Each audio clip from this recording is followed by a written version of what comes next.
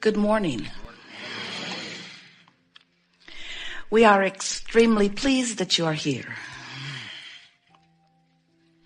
It is good to come together for the purpose of co-creating. Do you agree? Yes. You are knowing what you are wanting? It expands, doesn't it? You like that? So since your desire constantly expands because of what you are living, that means there must always be a new idea that has not yet come to fruition. Is that right? And is that all right with you? Well, you should write that down. So many of our physical friends are in a position where their life has clarified for them that they want something beyond where they are. It may be an improvement in their physical condition. It may be an improved relationship or a missing relationship filled with a present relationship. It may be that they want material things that are more to their advantage, more money, nicer living conditions. It may be that they are wanting a greater sense of fulfillment, a clear idea of who they are and why they are here. But in every case, as your physical life causes you to clarify that you want something beyond where you are, there is always this gap between your realization that you are reaching for something and the actual receiving or obtaining of it. There is always that gap, and we want to call it the eternal gap of life. We want to call it the eternal gap of becoming. We want to call it the natural consequence where a genius, source energy creator, that's you, came forth from non-physical into a physical body with the precise intention of letting the contrast that surrounds you be the basis from which you would come to constant new conclusions of what would make life better for you. And you understood that when all of that happened, that not only would Source agree with you, but the larger part of you, which is still non-physical, even though you are in this physical body, would go immediately and directly to the full essence of what it is you are asking for. Something that is even more interesting to us that most humans miss altogether is that you carve your life out incrementally. In other words, none of you sits down at the breakfast table one morning and writes out your life plan. Instead, it is written by you incrementally. When you're rude, you write a plan that says, I want to be more who I really am when I'm interacting with others. When you're confused, you write a vibrational plan, so to speak, that says, I want more clarity. When you don't have enough money, you write a plan that says, I would like enough money to do what I'm wanting to do right now. When you are sick, your plan says, I want wellness. When you are unsteady, you want to be more steady. When you see your world not in the condition you want it to be, your plan says, I would like the world to improve in this way or this way. In other words, all day, every day, as you sift through the details of your life experience, you are at conscious but mostly unconscious levels, sending rockets of desire forward, which is what you knew you would do when you came forth. In fact, you knew that the evolution of your species, that the evolution of your time-space reality would happen because of you and those like you who are standing in this leading edge environment still asking for more. And from your non-physical perspective, you understand that the reason it works so beautifully is because this is a universe that is based upon attraction. So you knew you had to get here and have experiences that would make you ask for or call for the improvement. It's an eternal cycle of life. So the way it works is, from non-physical, you saw yourself here. As you came into this physical body, you see more still. And as you see more, as you see that which you would like to have, Source says, you should know, leading edge creator, and so be it. So much so. In fact, we've written a book and given it the best title that we think could ever be given to a book because it speaks to all of this. And the title of the book is Ask and it is given. Now, an improved title, we wanted this one, but they all said it was way too long. An improved title would be, so I'm non-physical energy. I project myself into a physical body, and then I weigh the consequences of physical life experience. And from that contrast, I give birth to endless new desires, which source then becomes immediately at one with. Too long? But that really is what happens. In other words, we want you to know that not only when you ask is it given, we want you to understand that when you ask, the larger non-physical part of you literally becomes the vibrational equivalent of what you're asking for. So if you don't have enough money, and you ask for more money all day, every day, as you are sifting through the details of your life experience, you have amassed an incredible vibrational escrow of abundance.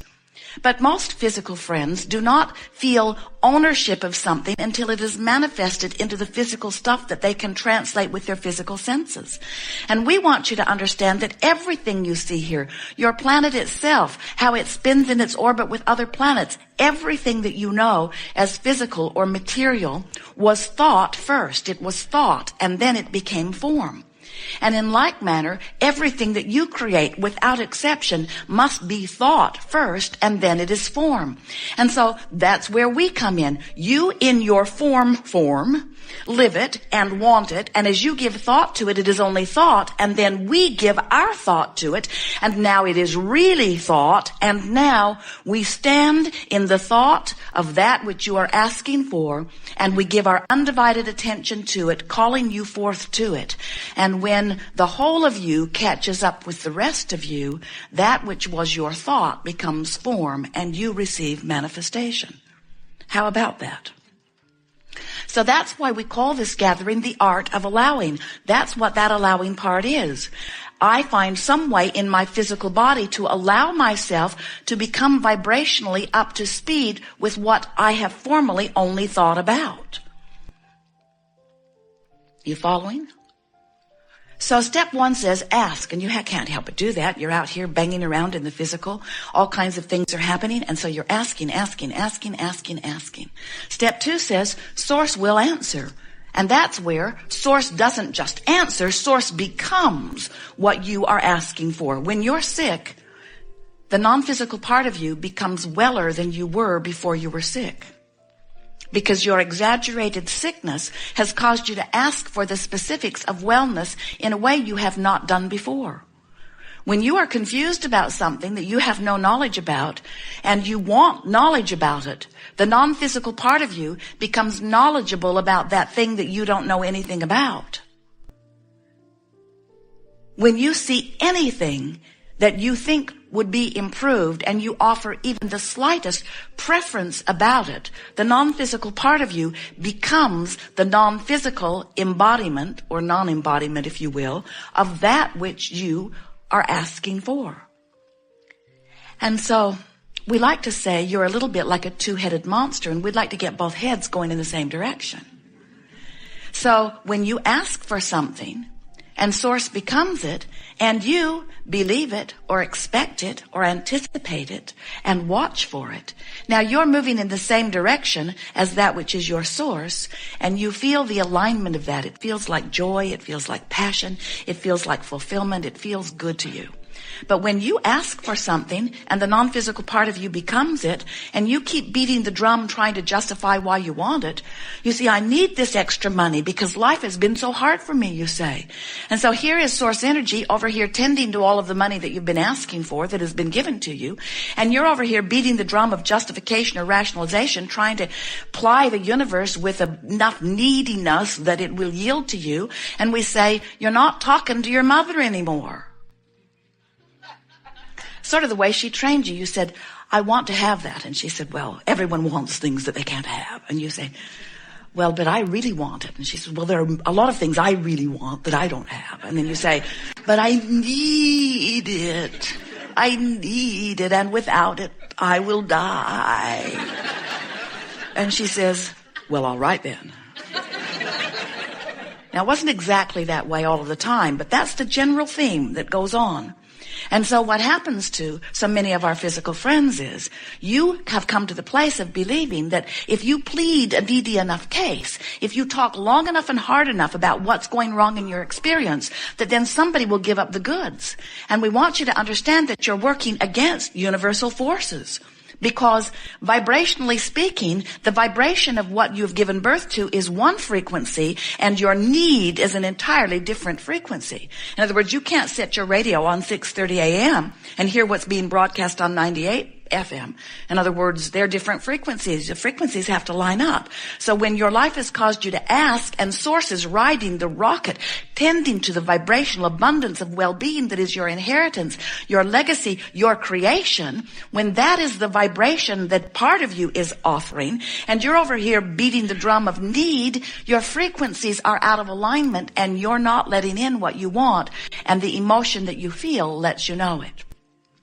So your emotions are your indicator that let you know about the harmony or lack of harmony between the frequency that you are offering through your perceptions, through your personality, through your mood, through your attitude, through what you're talking about right now, through what you're thinking about right now, through what you're reading, through what you're watching on television. In other words, whatever you're giving your attention to has a vibration activated within you.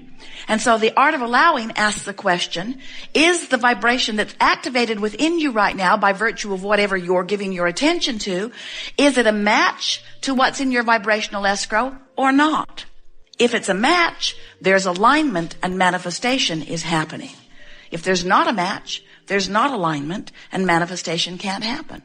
And that's why so many people that you know, maybe even you, have been asking for things for a long, long time, and they haven't come, which gives you the misimpression that it takes a long time to create big things. We say, it doesn't take any more time to create a castle than a button. It takes no more time to create big things than little things. But both require the same thing, a desire for it and an expectation of it, a belief. When your desire and belief are in the same place, it is done. But when you want something that you doubt, when you want something that you don't believe, when the evidence, when you say, oh, Abraham, I'd like to believe you, but I've struggled my whole life. And we say, well, stop it. And you say, I can't stop it. I've learned it from those who have come before me. It's just what we do here. Imagine taking your canoe down to the river's edge, a very nice, fast-moving stream, and your oars or paddles are already attached to your boat, and you put it in the water, and you deliberately turn it upstream and begin paddling very hard against this fast-moving current. And we say, why not just turn and go with the flow? And our human friends invariably say, doesn't that seem lazy? That seems lazy. And then they will say, my mother would not approve of that. Or my teachers. They all had me pointing the other way. In fact, every plaque on my wall was based upon paddling upstream. And I was measured against the others who did it too. And the better we did it, the better we were able to fight that current, then the more proud our human friends were of us, and the bigger the trophies and monuments. And we hear that when you die, there are even more. And we want you to know something. In fact, it's worth writing this down. Nothing that you want is upstream. Nothing that you want is upstream. And the reason we know that is because we've seen the cycle of life. We know that source extended itself here into that which is you. And we know that you are asking as a result of your leading edge experience, just like you knew you would, for more. And we know that source is becoming that more that you are asking for and is calling you to it. And so we know the source of the stream. And we know that when you turn and go with the stream, you feel ever so good. That's what positive emotion is. Varying degrees of it, but it's what positive emotion is. And we also know that when you buck that current, it can beat up on you pretty good. And that's what negative emotion is. We want you to understand that there is only one stream that you might be going with or against, but there is only one stream. And when you learn from those around you to go against the stream, then you want to pronounce that there are evil streams, that there are streams of sickness or streams of badness or streams of poverty. We say, no, just one stream. You're just not going with it.